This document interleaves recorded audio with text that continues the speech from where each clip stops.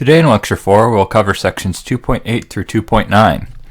At the end of today's lecture, you should be able to identify and understand the behavior of potentiometers, a subset of transducers.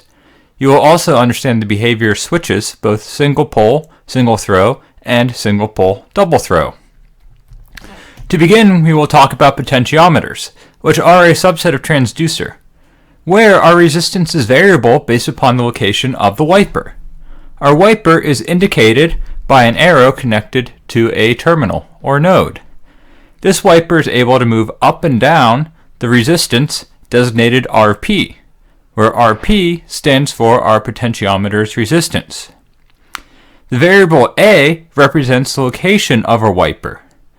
A is bounded between 0 and unity. If A were equal to 0, the wiper would be at the bottom of our potentiometer. And if A were equal to unity, the wiper would be at the top of our potentiometer.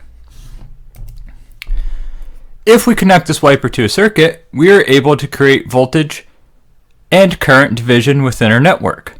For instance, if we have a voltage source, Vs, on our left-hand side that is feeding current to our network, we can see at the top of our node of our potentiometer's resistance, we would have a value of 1 minus A times Rp. That is, if A were equal to 0, our wiper would be at the bottom, and we would have 100% of the resistance of our potentiometer. If A were equal to unity, our wiper would be at the top of our network, and we'd have 100% of the resistance of our potentiometer, where we then split our current down RL, our load resistance. VL indicates the voltage drop across our load resistance RL. The voltage across RL can be expressed as follows.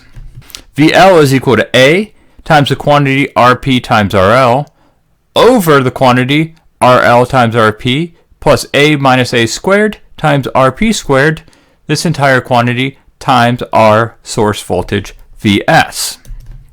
Now we're going to analyze three unique situations for A. Recall A is bounded between 0 and unity.